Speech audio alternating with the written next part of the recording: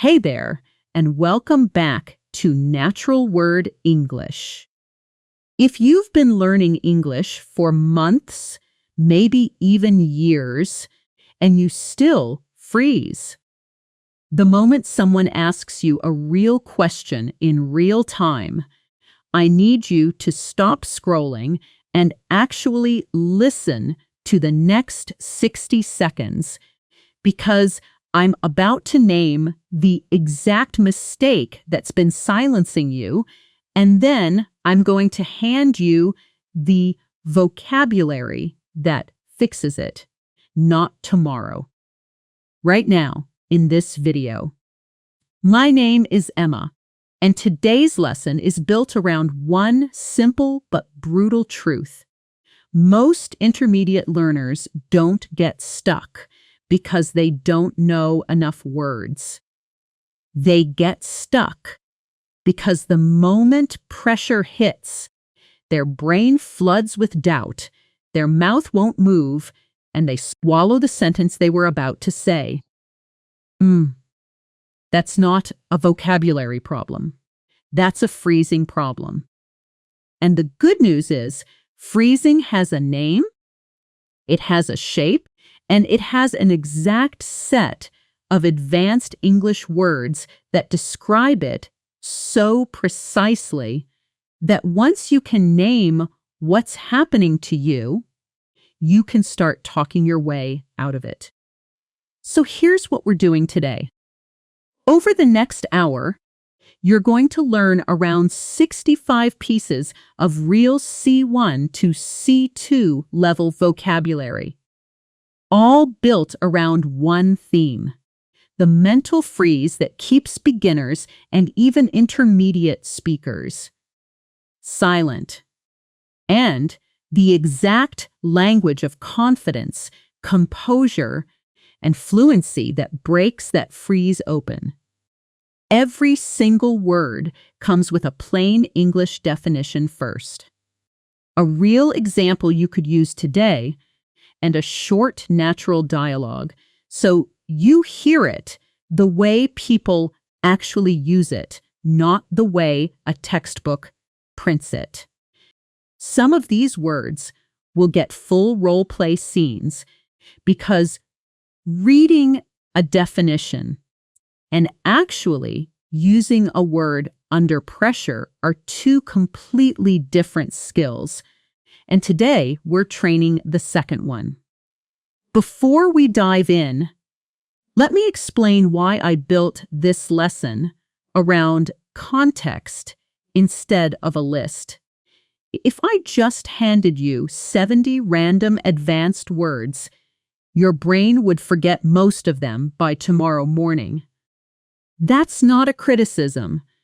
That's just how memory works. Words that arrive with no story, no emotion, and no situation attached to them get treated by your brain as noise, and noise gets deleted fast.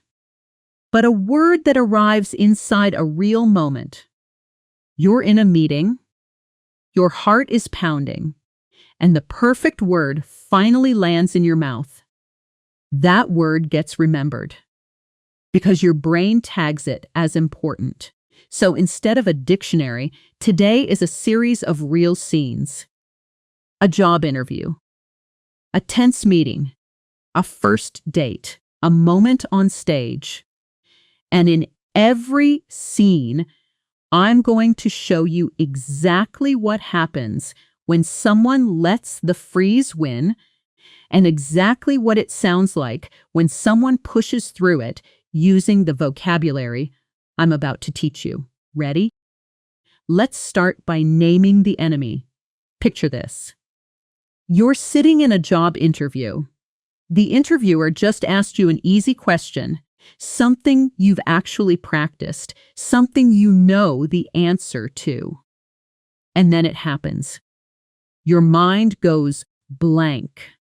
Your throat tightens. You open your mouth and nothing comes out except I think. That feeling has a name.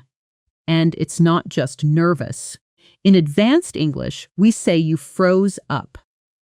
To freeze up means to suddenly become completely unable to speak, move, or think clearly because of fear or shock, usually for just a few seconds.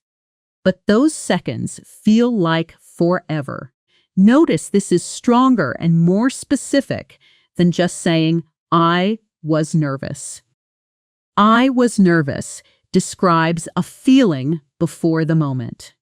I froze up describes the actual moment your brain locked. Here's how a native speaker actually uses it. Halfway through my presentation, I completely froze up and forgot what I was supposed to say next. Let's hear a short scene. Two coworkers after a big meeting. Marcus says, "You looked so calm up there today." Priya answers, "Honestly?" For the first 30 seconds, I froze up completely. I don't even remember what I said. Marcus says, "Really? You didn't show it at all." Priya says, "That's the trick, isn't it? Looking calm on the outside while you're panicking on the inside." Now, shadow that last line with me right after you hear it. Looking calm on the outside while you're panicking on the inside. Say it out loud, matching my rhythm exactly, not just the words. Now, close cousin of froze up is a word that describes what happens to your actual voice and throat. To choke up. To choke up means your throat physically tightens with emotion or fear so that your voice becomes weak, shaky, or completely stops, and you literally cannot get the words out. This one is slightly different from freezing up because freezing up is about your mind going blank, while choking up is about your body physically blocking your speech, often because of strong emotion, not just fear.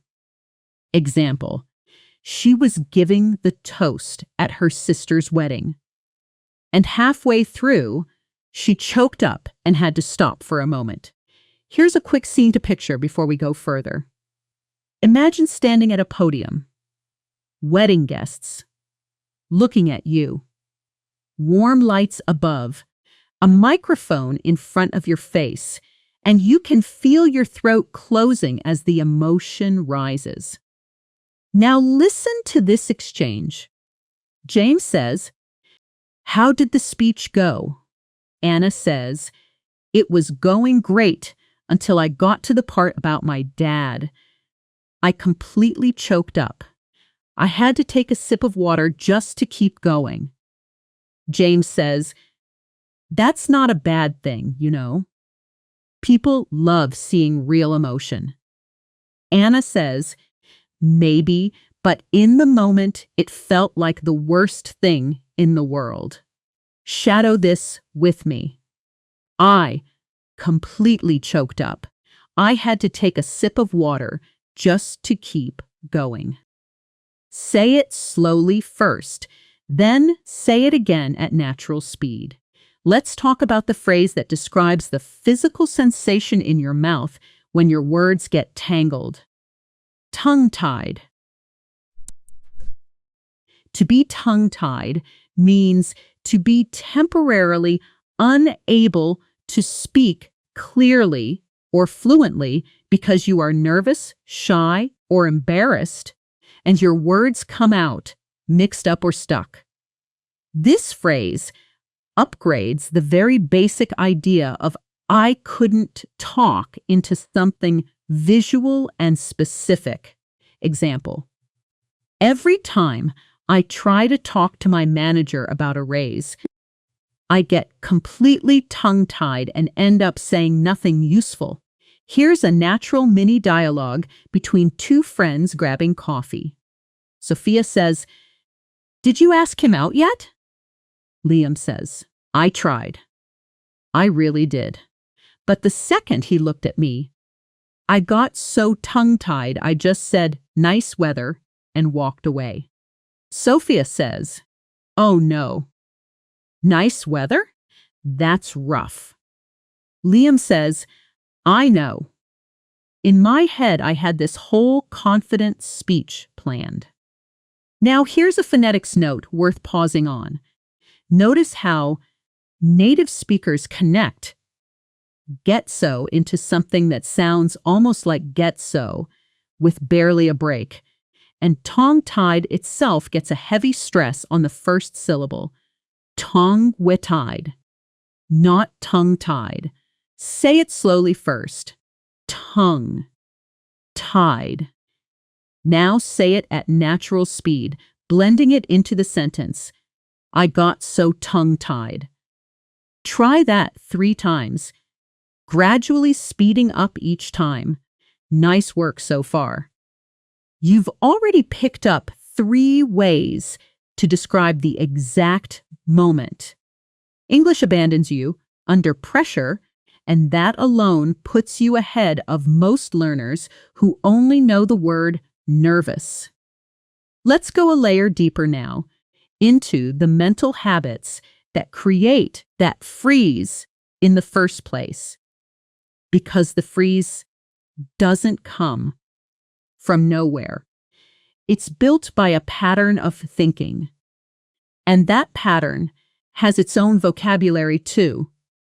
The first pattern is called second-guessing yourself.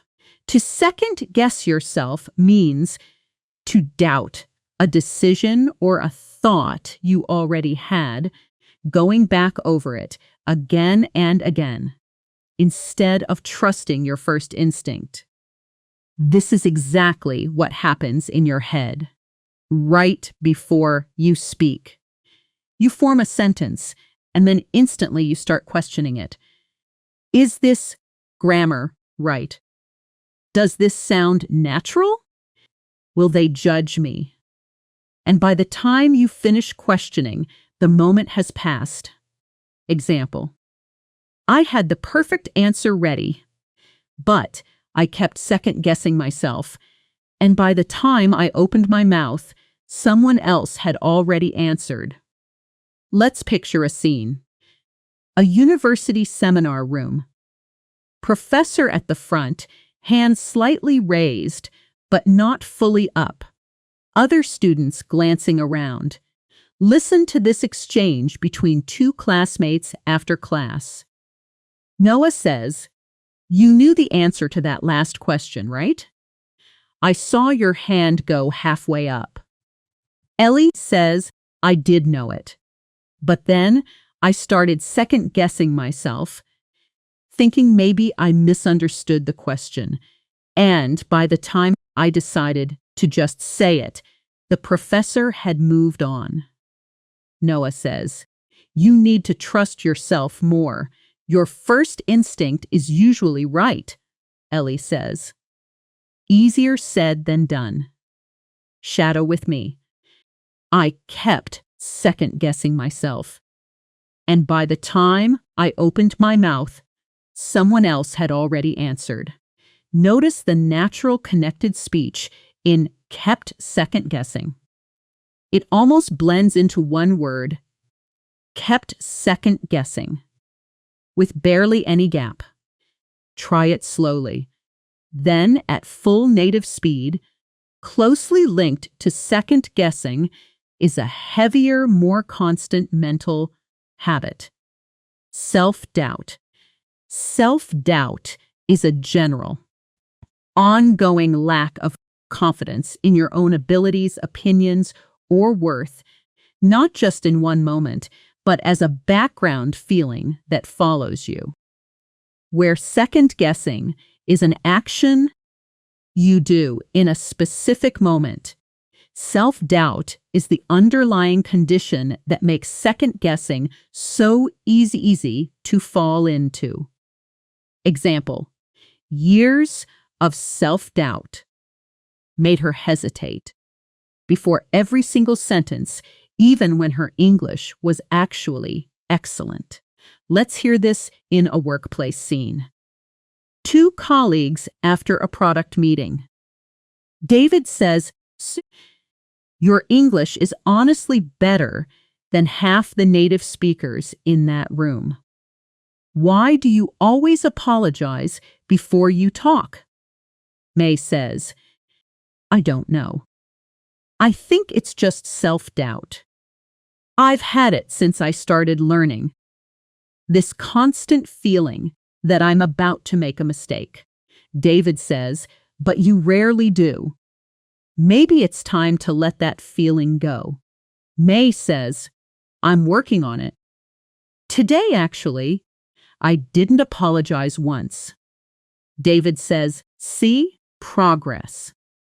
Now, this last phrase, progress, is worth remembering because progress is genuinely all we're looking for today, not perfection. Progress. Let's add one more word to this cluster of inner blockers because it explains exactly why some learners avoid speaking altogether. To be inhibited. To be inhibited means to hold yourself back from doing or saying something naturally because of fear, shyness, or self-consciousness, even when part of you wants to do it.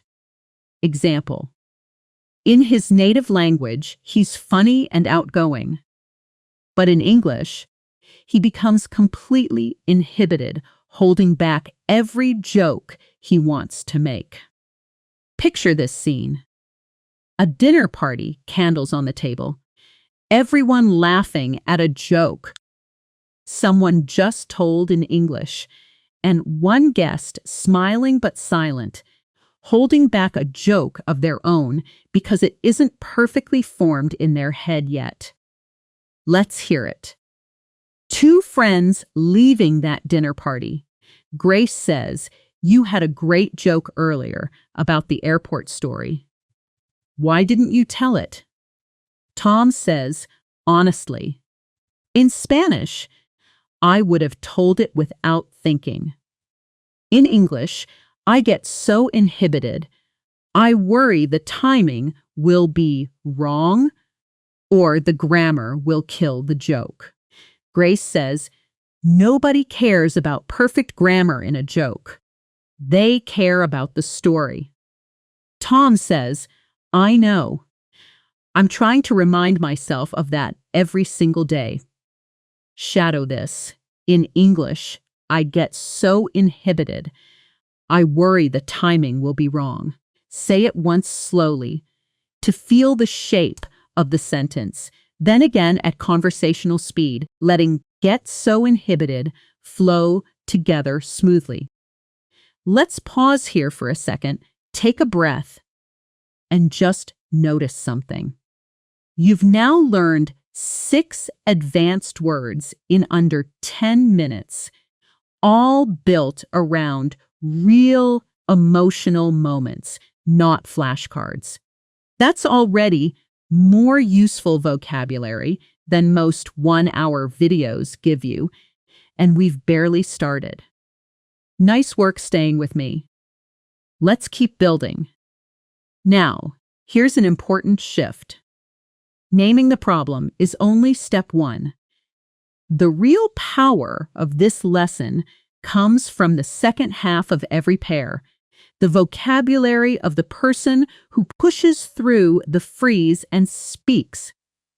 Anyway, so let's meet the opposite of tongue-tied, frozen, and inhibited. Let's talk about composure. Composure is the state of staying calm, controlled, and steady, especially in a stressful or difficult situation, even when you feel pressure inside. The key idea here is that composure isn't about not feeling nervous. It's about staying outwardly calm even while your inside is racing, which is exactly what Priya described earlier in our wedding scene. The related adjective is composed, meaning calm and in control of your emotions. Example. Even after the microphone stopped working in the middle of her speech, she stayed remarkably composed and simply kept talking without one. Let's build a role play here, because composure is best learned by practicing it, not just hearing about it. Imagine you're in a business meeting and something goes wrong. Your slides won't load. I'm going to read the first line as your colleague, and I want you to respond as the calm, composed person handling the situation, using your own words out loud right now. Ready? Your colleague says, "The screen just went black." What do we do? Pause the video for 5 seconds and answer out loud as if this is really happening to you, using a calm tone. Now, here's a natural, composed response you could have used. "It's fine. Let's not panic. I'll talk through the numbers while the screen comes back, and we'll pick up the visuals once it's working." Notice the calm rhythm there. No rushing. Slightly lower pitch at the end of each phrase, which is actually one of the physical markers of composure in spoken English. Confident speakers tend to lower their pitch slightly at the end of statements instead of letting it rise nervously. Try saying that response yourself now, focusing on keeping your pitch low and steady at the end of each sentence. "It's fine. Let's not panic. I'll talk through the numbers while the screen comes back." Let's add a stronger, more elegant word to describe someone with deep, almost effortless composure. Poised. Poised means graceful, calm, and completely in control, especially in how you carry yourself and speak, even under difficult or unexpected conditions. It carries a slightly more polished, almost elegant feeling compared to simply composed. Example. Despite being asked an aggressive question by a journalist, the CEO remained poised and answered without a single stumble. Picture this scene. A press conference, cameras flashing. A journalist leaning forward with a sharp, difficult question, and the person answering doesn't blink, doesn't rush, just answers smoothly. Let's hear two colleagues discussing it afterward. Farah says, "Did you see how she handled that question about the layoffs? Brutal question, and she didn't even flinch." Omar says, "I know. So poised. I would have completely fallen apart up there." Farah says, "That's what years of practice does, I guess. Poise isn't something you're born with, it's something you build."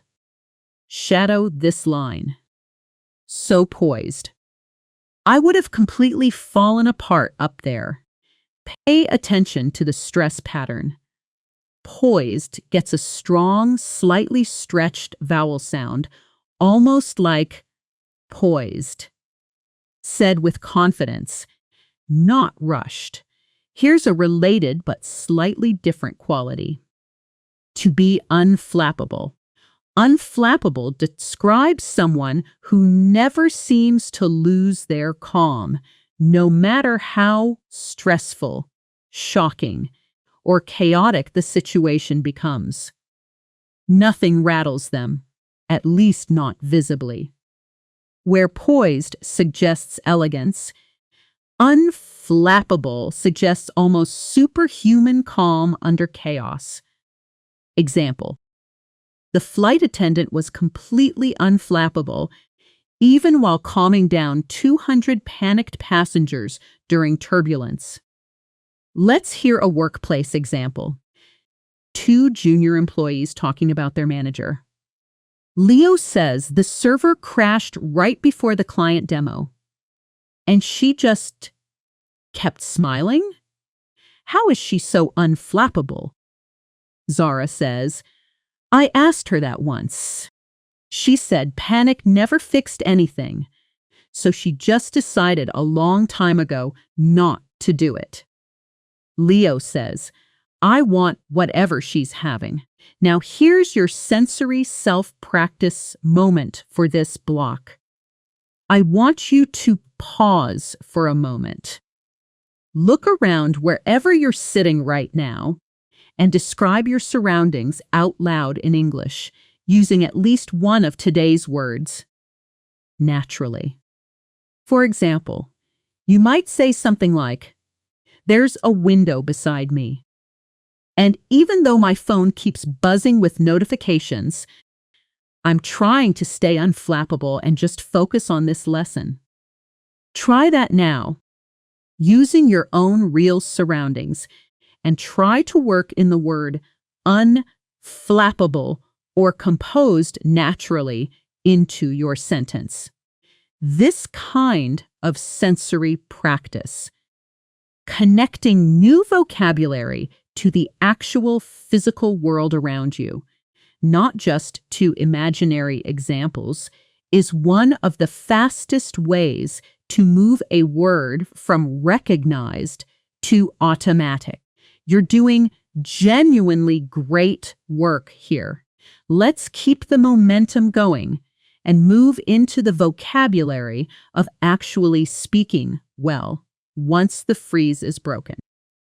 Because staying calm is step one, but expressing yourself clearly and persuasively is step two. And that's where we're headed next. To speak clearly and effectively, expressing your thoughts in a way that's easy to follow, we use the verb to articulate. To articulate an idea means to express it clearly and precisely in words, especially something complex or emotional that could easily come out confused. Example: it took her a moment, but she finally articulated exactly why the plan wouldn't work, and the whole room understood immediately. The adjective form, articulate, describes a person who generally expresses themselves clearly and fluently. He's one of the most articulate speakers I've ever worked with. Let's build a scene around this. Imagine a team meeting where someone has been struggling to explain a problem for several minutes, going around in circles, and then finally, in one clean sentence, they nail it. Listen to this dialogue. Yuki says, "Wait, can you say that again? That's exactly the issue, and you just explained it better than our whole report did." Ben says, "I've been trying to articulate that point for weeks, and somehow it just came out right this time." Yuki says, "Write that sentence down before you lose it." Now here's a role play for you. I'm going to give you a messy, unclear idea, and I want you to try articulating it clearly out loud in your own words before I give you a model answer. Here's the messy idea. The meeting was bad because people talked too much about small things, and we didn't decide anything important. Pause now and try to articulate that more clearly, out loud, in one or two clean sentences. Here's one possible way to articulate it. The meeting got derailed by minor details, and as a result, we never actually reached a decision on the main issue. Notice how much sharper that sounds. That's the power of the word articulate in action. Not just knowing the word, but practicing the actual skill It describes sometimes. Instead of saying something in a new way, you need to say it in a simpler way for someone who didn't understand. And for that, we use the verb to paraphrase. To paraphrase means to express something someone else said using different words, usually to make it clearer, shorter, or easier to understand. Example: the lawyer paraphrased the complicated legal clause so the client could actually understand what he was agreeing to. Closely related is to rephrase, which means to say something again using different words. Wordsen is sen, en, and again. Usually because the first way you said it wasn't clear or didn't land well. The difference is subtle. You paraphrase someone else's words, but you often rephrase your own words. Example: when she noticed her question confused the class, she quickly rephrased it in simpler terms. Let's hear both in one natural conversation. A teacher and a confused student. Teacher says, "Let me rephrase that question, since I think the wording confused a few of you. Instead of asking what caused the war, I'm asking what single event pushed the two countries to the point of no return." Student says, "Oh, that makes much more sense." So basically, you want us to paraphrase the textbook's explanation in our own words. Teacher says, "Exactly." Don't just repeat the book sentences. Paraphrase them so I know you actually understood the idea. Shadow this exchange with me, focusing especially on the natural rising intonation on "makes much more sense," which native speakers use to show sudden understanding. Oh, that makes much more sense. Let's talk about a skill that separates confident speakers from hesitant ones: the ability to speak without preparation.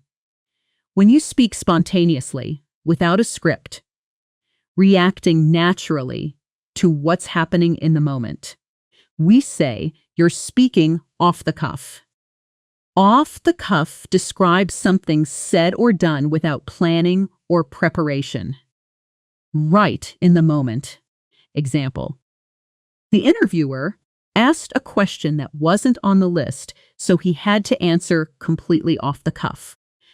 A closely related verb is to improvise, meaning to create or perform something without preparation, using whatever you have available in the moment.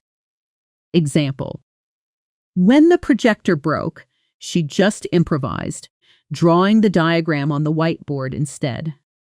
Here's a scene: a live radio interview, and the guest speaker's prepared notes just blew off the table in the wind right before a question. Listen. Host says, "So, unprepared question here, since I can see your notes just flew away. What's the one thing our listeners should remember from today?" Guest says, "Huh, all right, let's go off the cuff then." I'd say, remember that fluency isn't about never making mistakes. It's about recovering from them so smoothly nobody notices. Host says, "I love that you just improvised that answer, and it was better than anything written down could have been." Shadow this final exchange, paying attention to how naturally the host connects "I'd say" into almost one syllable, "I'd say," and how off the cuff carries 3 quick, evenly stressed beats: off the cuff, off the cuff. Try saying it 3 times at increasing speed until it feels smooth in your mouth. We've covered a lot of ground already. And I want to check in with you here because this is exactly the kind of moment where a beginner would quietly stop paying full attention. Don't let that happen. You're building something real right now, word by word, scene by scene. Let's keep this energy and move into the next major block, the vocabulary of standing your ground and communicating with strength. It's even in disagreement, because that's where a lot of hesitant speakers fall completely silent to speak in a confident, direct way, clearly stating what you think or want without being aggressive is to be assertive.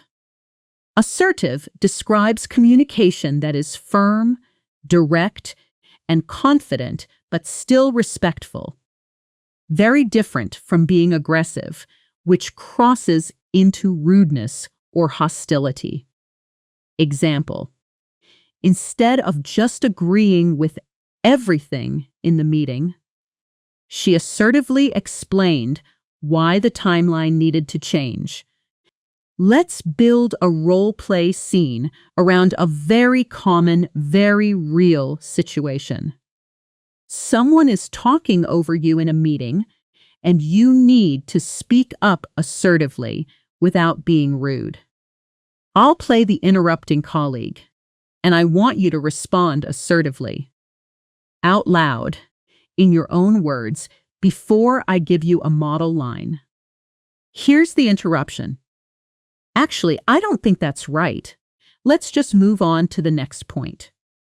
Now pause and respond assertively, defending your point without being aggressive. Here's a model response.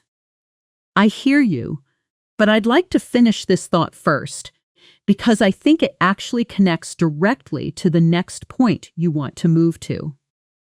Notice the structure there. Acknowledge the other person first. I hear you. And then assert your own position clearly. But I'd like to finish this thought first. That two-step pattern. Acknowledge, then assert, it is one of the most useful patterns in all of professional English, and it instantly makes assertiveness sound respectful instead of combative. A closely related but softer skill is being tactful. Tactful means being careful and sensitive. When dealing with a difficult or delicate topic, choosing your words so you don't unnecessarily hurt or offend someone while still being honest. Example: she found a tactful way to tell her friend. The business idea wasn't going to work without crushing his enthusiasm completely. Let's hear this in action. A scene. Two friends. One has just shown the other a business plan full of obvious problems. Listen. Rosa says, "So, be honest. What do you think?" Diego says, "I think the passion behind it is incredible, and that's actually the hardest part to build. The numbers, though, I think we need to look at those together, because a few of them worried me." Rosa says, "That's a very tactful way of saying you hate it." Diego says, "I don't hate it. I just think it needs work, and I'd rather tell you now than watch you find out the hard way." Shadow this line specifically. I think we need to look at those together, because a few of them worried me. Notice how soft and slow the delivery is compared to a blunt statement. Tactfulness often shows up in slower pacing and softer word choices, not just in the words themselves. Now let's contrast tactful with a word for the opposite approach, used when directness matters more than softness: candid. Candid means honest and direct, saying exactly what you think without holding back or softening it much. Often used when someone appreciates bluntness over diplomacy. Example, "Mm, can I be candid with you? I don't think this plan is ready to launch yet." Here's a short, sharp scene. A mentor and a young employee after a rehearsal presentation. Listen. Mentor says, "You asked me to be candid, so here it is. You talked too fast, you avoided eye contact, and nobody in that room remembers your main point." Employee says, "Wow, okay. That's a lot, but thank you, I did ask for it." Mentor says, "I only say it because I know you can fix all three by next week." Notice something important here. Candid feedback, delivered without cruelty, paired with encouragement at the end, is actually a gift, not an attack. And that mindset shift is part of what makes advanced English speakers comfortable both giving and receiving direct feedback. We're building real momentum now, and I want to pause here for our first phonetics-focused block because listening and shadowing are just as important as vocabulary today, and we haven't gone deep on connected speech yet. Stay with me. This next part will sharpen your ear in a way most lessons skip entirely. Let's slow everything down for a moment and focus purely on the sounds of English, because even perfect vocabulary sounds hesitant if your ear hasn't trained on how native speakers actually connect their words together. In fast, natural English, words don't stay separate and clean the way they look on a page. They blend, they shrink, and sometimes they almost disappear. Let's start with a simple example you've probably heard 1,000 times, but never broken down. What are you doing today? In a textbook, that's 5 clear words. In real speech, it becomes something closer to, "What Daya doing today?" Listen to the slow version first. What are you doing today? Now listen to the fast, natural version. What Daya doing today? The T in what softens into almost a D sound. Are you collapses into Aya, and doing loses its full G ending. This is called connected speech, and it's one of the biggest reasons advanced learners can read English perfectly, but still struggle to understand native speakers in real conversation because their ear was trained on the slow, clean version, not the real one. Try saying both versions yourself, right now, out loud. First, the slow, careful version, "What are you doing today?" And then the fast, blended version, "What Daya doing today?" Repeat that 3 times, gradually speeding up. Here's a second pattern worth training, because it shows up constantly in casual English. The phrase, "How are you?"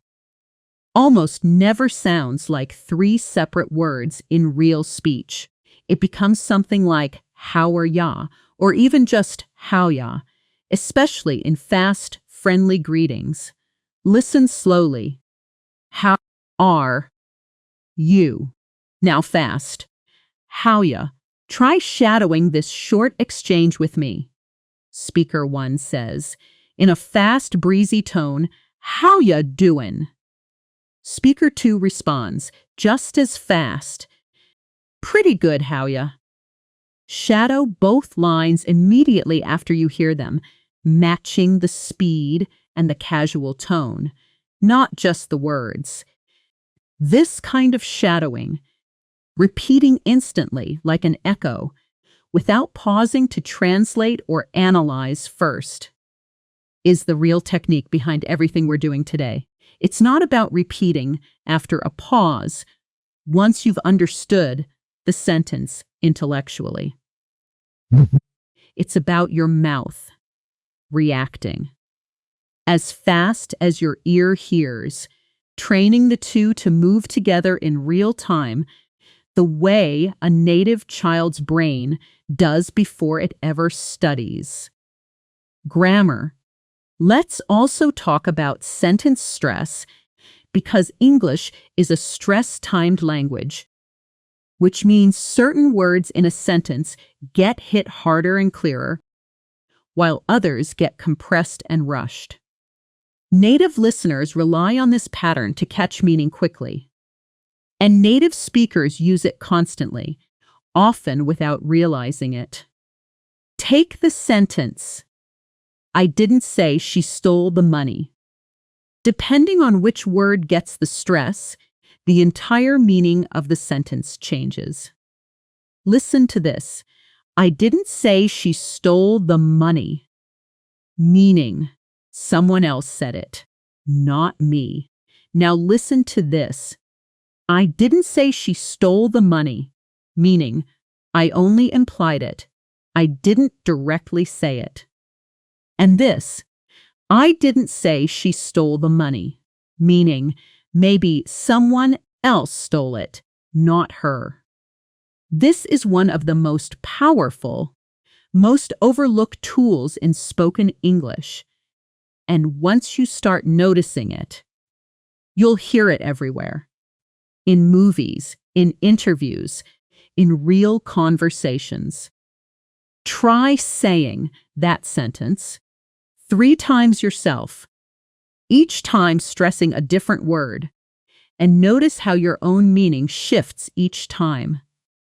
Now, here's a technique for when someone speaks fast and you genuinely can't catch every word, which happens to every single learner, at every level, constantly, even advanced ones. The skill here isn't panicking and asking them to repeat everything. The skill is catching the main idea and responding naturally. Using small, confident phrases that keep the conversation moving while your brain catches up. Phrases like, "I see," "That makes sense," "Right," and "Gotcha" all serve this purpose beautifully. They tell the other person you're following along, even if you missed a word or two, and they buy your brain a second to process. Let's hear this in action. Imagine someone speaking fairly quickly about a change in a project deadline. Listen once, at natural native speed, without worrying if you catch every single word. So basically, because the client pushed back the launch, we're shifting the whole timeline 2 weeks, which means your part isn't due until the 15th instead of the 1st.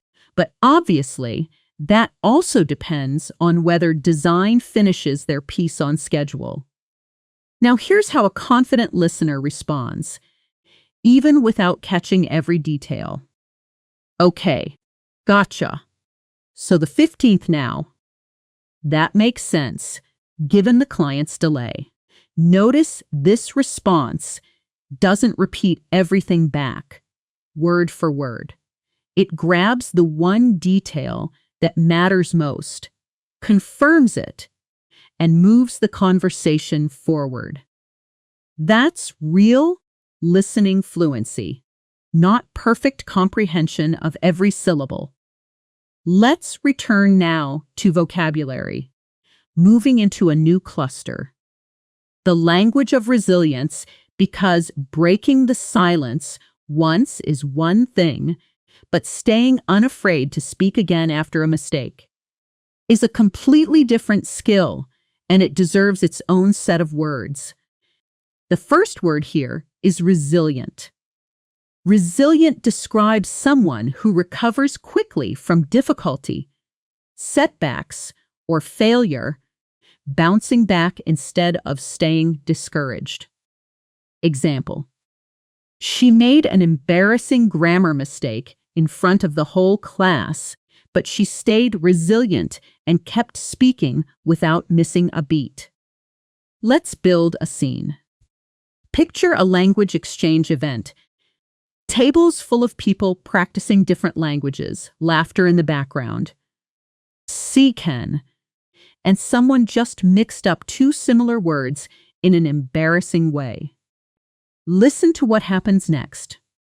Carlos says, "Did you hear what I just said? I meant to say, I'm excited, and I think I actually said something completely different." Nadia says, "I heard. It was funny, but honestly, most people didn't even notice, and the ones who did probably respect that you kept talking anyway." Carlos says, "Yeah, a year ago that mistake would have shut me down for the rest of the night. Now I just laugh it off and keep going." Nadia says, "That's resilience. That's the real skill nobody talks about." Shadow this line. That's resilience. That's the real skill nobody talks about. Say it with a slight pause after resilience. Letting the word land with weight, a stronger, more determined cousin of resilient is tenacious. Tenacious describes someone who holds on firmly to a goal or effort, refusing to give up even when things are difficult, frustrating, or slow, where resilient focuses on recovering after a setback. Tenacious focuses on the ongoing determination to keep pushing even before any setback happens. Example: he wasn't naturally talented at languages, but he was incredibly tenacious, practicing every single day for 2 years straight. Here's a short dialogue between two learners at very different stages. Amara says, "How did you go from barely speaking to sounding like this in just 2 years?" Raphael says, "Honestly, I don't think it was talent. I think it was being tenacious, showing up every day, even on the days I felt like giving up completely." Amara says, "That's honestly more inspiring than talent." Raphael says, "Talent gets you started. Tenacity is what actually gets you fluent." Pause here and try describing your own language learning journey out loud, using the word tenacious, naturally, connecting it to something real about your own habits, even if it's just one sentence. Door. Let's add one more resilience word, this one describing someone who simply refuses to be shaken by pressure or opposition. Undeterred. Undeterred means not stopped or discouraged by difficulty, danger, or opposition. You keep going exactly as planned, as if the obstacle barely touched you. Example: even after 3 people laughed at his pronunciation, he stayed undeterred and volunteered to speak again the very next class. Picture this scene. A language class. Someone mispronounces a word. A few students chuckle. Not cruelly, just surprised. And instead of sitting down quietly, that person raises their hand again. Minutes later to answer the next question. Listen to the teacher's comment afterward. Teacher says, I have to say, I really admire how undeterred you were after that laugh earlier. A lot of students would have gone quiet for the rest of the class. Student says, honestly, I decided a while ago that embarrassment is temporary, but staying silent forever isn't worth it. Teacher says, that's exactly the mindset that gets people fluent. Shadow this response with confidence in your voice. I decided a while ago that embarrassment is temporary, but staying silent forever isn't worth it. Try saying it with real conviction, not just as a repeated sentence, but as if you actually believe it, because honestly, you should. Now let's shift into a slightly different area. The vocabulary of fluency itself, describing what it actually sounds like when someone speaks smoothly, without the freezing, choking, or tongue-tied stumbling. We described earlier, the first word here is seamless. Seamless describes something that flows smoothly from one part to the next, with no visible breaks, gaps, or awkward transitions, like fabric with no seams showing.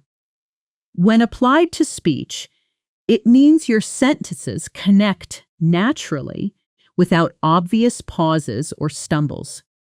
Example, her transition from English into French mid-conversation was completely seamless, like flipping a switch. Let's hear this in a scene. An international conference, a speaker switching smoothly between explaining data and telling a personal story. Listen.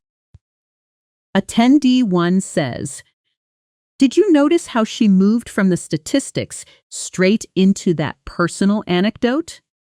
It didn't feel jarring at all. Attendee 2 says, yeah, it was seamless. Most speakers give you this awkward pause like, okay, now here's a story, but she just flowed right into it. Shadow this phrase. It didn't feel jarring at all. It was seamless. Say it smoothly yourself, without any pause between jarring and at all. Practicing exactly the seamlessness you're describing. Closely related is the adjective. Effortless, meaning something that appears to require little or no effort, even if a huge amount of practices actually went into it. Example, his English sounds effortless now, but he told me he used to write out every single sentence before saying it out loud. This word carries an important hidden truth worth sitting with for a second. Effortless. Doesn't mean easy. It means the effort became invisible through repetition. Exactly the kind of repetition you're doing right now. In this very lesson. And finally, in this cluster, spontaneous, meaning happening naturally and immediately, without planning or forced structure. Example, the best moment of the interview wasn't a prepared answer. It was a spontaneous joke that made everyone laugh. Let's combine seamless, effortless, and spontaneous into one final role play for this section. Imagine you're being interviewed, and the interviewer suddenly goes off script and asks you something completely unplanned. If you could have dinner with anyone, living or dead, who would it be and why? Pause the video right now and answer this out loud, spontaneously, without planning your answer first, trying to let your response come out as seamlessly and effortlessly as possible. However that came out, However many pauses or stumbles happened, that's completely fine, because that discomfort you might have just felt is exactly the discomfort this entire lesson is designed to gradually remove. You're doing wonderful work staying with me this deep into the lesson.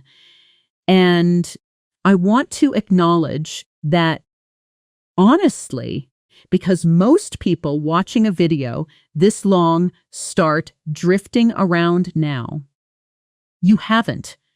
That focus itself is a form of the tenacity we just talked about, and it's exactly the quality that turns intermediate speakers into fluent ones. Let's keep going, because we still have professional communication vocabulary, a full role-play scene, and our final fluency round ahead of us. Let's move now into vocabulary specifically built for professional and workplace situations. Since so many learners tell me their biggest fear isn't casual conversation, it's speaking up in meetings, interviews, and presentations where the stakes feel higher and the freeze hits hardest. The first word here is proactively. To do something proactively means to take action before a problem happens rather than just reacting after it occurs, anticipating what's needed and addressing it early. Example: instead of waiting for the client to complain, she proactively sent an update explaining the delay. Let's hear this in a workplace scene. Two colleagues discussing a co-worker's promotion. Hassan says, "Why do you think she got promoted over both of us?" Lena says, "Honestly, she handles problems proactively. By the time we notice something's wrong, she's already emailed a solution." Hassan says, "I need to start doing that instead of just waiting to be told what to fix." Shadow this. She handles problems proactively. Notice the stress falls clearly on the first syllable of proactively. Proactively. Practice that rhythm a few times. Next, succinctly. Meaning expressed clearly and briefly, using few words but losing none of the important meaning. Example: instead of a 10-minute explanation, she summarized the entire project succinctly in 3 sentences. Here's a scene: a busy executive with only 2 minutes before their next meeting. Listen. Executive says, "I have 2 minutes, go." Employee says, succinctly then, "Budget's on track, timeline slipped 1 week due to the vendor, and I need your approval on the new hire by Friday." Executive says, "Perfect, approved." That's exactly how I want updates delivered from now on. This scene demonstrates something important. Succinctness isn't about knowing fewer words. It's about the discipline of choosing only the necessary ones, which is actually an advanced skill, not a beginner one. Let's add persuasively, meaning in a way that convinces someone to believe or do something using strong, clear reasoning or emotional appeal. Example: he argued so persuasively for the new strategy that even the skeptical board members agreed by the end of the meeting. And diplomatically, meaning handling a sensitive or difficult situation carefully and skillfully, especially to avoid unnecessary conflict, closely related to tactful, but with a slightly more formal, official tone often used in negotiations or international contexts. Example: she diplomatically redirected the argument before it turned into a full conflict between the two departments. Now, here's a full role play bringing several of today's words together in one connected scene, because that's ultimately the goal. Not using these words one at a time, but weaving them naturally into real flowing speech the way a genuinely fluent speaker would. Picture this. You're in a high-stakes meeting. Your idea is being challenged by a senior colleague, and everyone is watching to see how you respond. I'll read the challenge, and I want you to respond out loud, in your own words, trying to sound assertive, composed, and diplomatic all at once, before I give you a model answer. Here's the challenge, delivered in a slightly sharp tone. Honestly, I think this whole approach is a waste of budget, and I don't understand why we're even considering it. Pause now and respond out loud, in your own words. Here's one strong model response, combining several techniques from today. I understand the concern about budget, and it's a fair point to raise. But if I can articulate the reasoning briefly, we're not spending more, we're reallocating from a channel that's already underperforming, and early data shows this approach could actually save us money by next quarter. I'm happy to walk through the numbers succinctly if that would help. Notice everything happening in that response. It acknowledges the challenge respectfully first. I understand the concern. It stays composed rather than defensive. It articulates the actual reasoning clearly, and it offers to explain further succinctly rather than launching into an overwhelming, rambling defense. That structure, acknowledge, articulate, offer more if needed, is a pattern you can genuinely reuse in almost any professional disagreement, in any language, but especially in English, where indirect pushback is often expected before a hard no. Let's touch on one more word before we move toward our final stretch. To ramble, and its opposite skill, staying on point.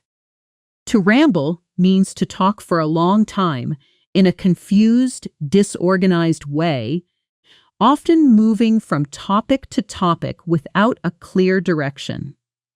Usually because you haven't organized your thoughts, or because nervousness is making you fill silence with words. Example: when she got nervous, she tended to ramble, adding extra details nobody asked for until she completely lost her original point. This is actually one of the sneakiest habits that develops from the freeze we talked about at the very beginning of this lesson. Instead of going silent, some people do the opposite, and they fill every gap with rambling words just to avoid the discomfort of a pause. And here's something important to understand. Pauses are not failures. A short, confident pause, while you think is far more powerful and far more fluent sounding than a rambling, run-on sentence trying to avoid silence at all costs. Native speakers pause constantly. What makes them sound fluent isn't the absence of pauses. It's the confidence with which they use them. You've now covered nearly the entire vocabulary set for today. And I want you to notice something real. If you go back through everything we've covered, you've absorbed language for the freeze itself, the mental patterns underneath it, the composure that breaks it, the clarity of articulate expression, the strength of assertive communication, the resilience to keep going after mistakes, the smoothness of true fluency, and the polish of professional communication. That's not a small list. That's a genuinely complete emotional and linguistic map of exactly what happens when someone moves from silence to confident speech. Let's take a short, quiet moment now, just 30 seconds or so, to let all of that settle. Close your eyes if you're somewhere safe to do that. Take a slow breath in and let it out slowly. You don't need to perform anything right now. You don't need to speak. Just let the words you've learned today exist quietly in your mind for a moment, without pressure, without a task attached to them. This kind of brief mental pause, especially after intense learning, actually helps your brain consolidate new vocabulary far better than rushing straight into the next activity. Okay, let's open our eyes again and move into our final major exercise before the fluency round. A sensory self-practice moment using today's vocabulary to describe the world around you right now. I want you to look around wherever you're sitting or standing at this exact moment and describe your environment out loud in English. But this time, specifically try to weave in at least 2 or 3 words from today's lesson, connecting them to something emotional or personal about how you're feeling right now. Be wide on, not just describing objects. For example, you might say something like this. Right now, I'm sitting at my kitchen table, and honestly, a week ago, I would have felt inhibited even trying to speak English out loud alone in my apartment, worried someone might hear me and judge my accent. But today, I'm choosing to stay undeterred by that fear, and I can already feel myself sounding more composed than I did an hour ago. Pause the video now and try building your own version of that out loud, using your real surroundings and at least 2 of today's words naturally, not perfectly, just naturally. However that felt, whether smooth or a little rough, that exact moment you just experienced. Reaching for an advanced word while describing something true and personal about your own life is precisely the skill this entire lesson has been building toward, one scene at a time. All right?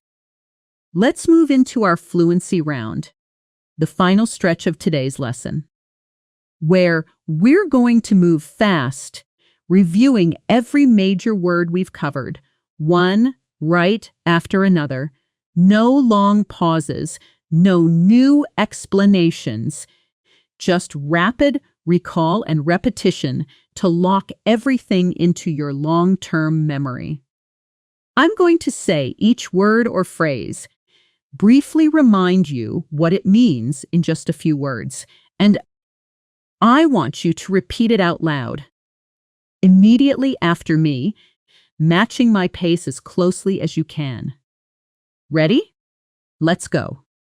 Froze up, suddenly unable to speak from fear, froze up. Choked up, throat tightened with emotion, choked up. Tongue-tied, words came out mixed up from nerves, tongue-tied. Second-guessing yourself, doubting your own instinct repeatedly. Second-guessing yourself, self-doubt, ongoing lack of confidence, self-doubt. Inhibited, holding yourself back from acting naturally, inhibited. Composure, staying calm and controlled under pressure, composure. Poised, graceful and calm under pressure, poised. Unflappable, never visibly rattled by chaos, unflappable. Articulate, expressing ideas clearly and precisely, articulate. Paraphrase, restating someone else's words differently, paraphrase. Rephrase, restating your own words differently, rephrase. Off the cuff, said without any preparation, off the cuff. Improvise, creating something in the moment without a plan, improvise. Assertive, firm, direct, confident, but respectful, assertive. Tactful, careful and sensitive with difficult topics, tactful. Candid, honest and direct, without holding back, candid. Resilient, recovering quickly from setbacks, resilient. Tenacious, refusing to give up, staying determined, tenacious. Undeterred, not discouraged by obstacles, undeterred. Seamless, flowing smoothly with no visible breaks, seamless. Effortless, appearing easy, even though it took real practice. Effortless, spontaneous, happening naturally, without planning, spontaneous. Proactively, acting before a problem occurs. Proactively, succinctly, briefly, clearly, with no wasted words, succinctly. Persuasively, convincingly, using strong reasoning, persuasively. Diplomatically, handling sensitive situations carefully, diplomatically. Ramble, talk in a confused, disorganized way. Ramble. That was fast, and if a few of those words felt a little shaky just now, that's completely normal. That's exactly what today's lesson was for, and nobody becomes fluent from a single pass through new vocabulary. Real fluency comes from returning to language again and again until it stops feeling like translation and starts feeling like simply speaking. So here's your one specific measurable task before you close this video today. I want you to write one comment below using at least one word from today's lesson describing a real moment when you personally froze up, got tongue-tied, or felt inhibited while speaking English. And then, in that same comment, describe how you're going to try staying undeterred the next time it happens, not a general comment. A real, specific sentence using real vocabulary from today about your real experience. That single action does more for your memory of these words than watching this entire video 5 more times ever could, because it forces you to actually produce the language yourself under just a small amount of real pressure, which is exactly the skill we spent this whole lesson training. If today's lesson genuinely helped you, hit subscribe, because every single day I'm building lessons exactly like this one, built not around random word lists, but around real emotional situations where advanced English actually matters. The moments where the right word at the right time changes everything. Thank you for staying with me through this entire hour.